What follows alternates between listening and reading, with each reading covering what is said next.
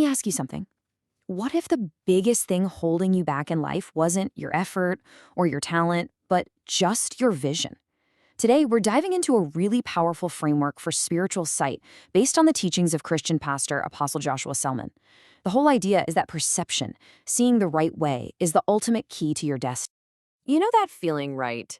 You're busy, you're always on the move, but there's this little voice in the back of your head wondering if you're even on the right road. It's that classic human feeling of searching for a clear path when everything feels kind of chaotic. So, what's the fix for that feeling of being lost? Well, the teaching we're breaking down today says the answer isn't to just try harder. Nope, it's about getting a totally different kind of perception, what it calls a gift of sight, that helps you navigate everything.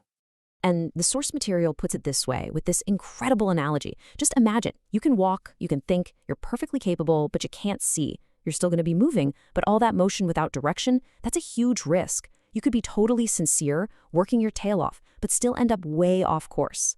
All right, so let's start by really defining the core problem.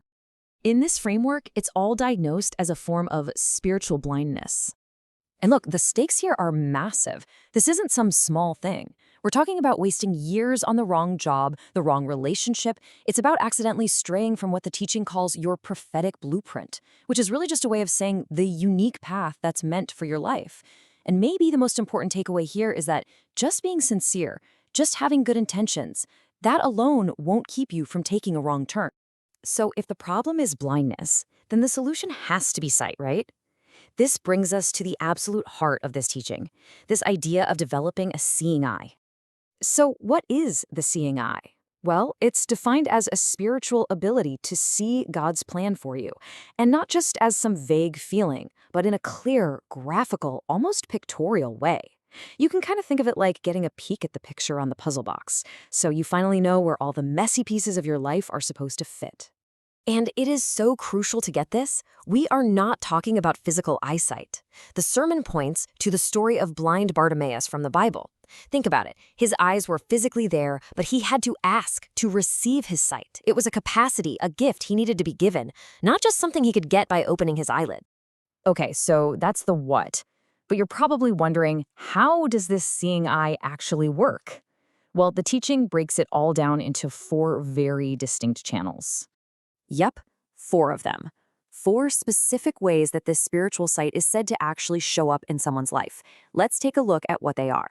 So here are the 4 channels. First up, we've got dreams and visions, which are seen as this direct line for divine information. Think of Pharaoh's dream about the famine. Second, there's imagination, which is the creative power to turn a spiritual idea into something real and tangible. Third is scriptural insight, which is all about finding these life-changing truths that are sort of hidden in plain sight in religious texts. And finally, there's prophetic revelation, which is described as the supernatural knowing, an awareness of things past, present, or even future.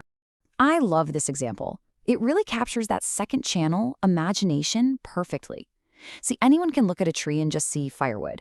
But a person with this activated sight sees its highest potential.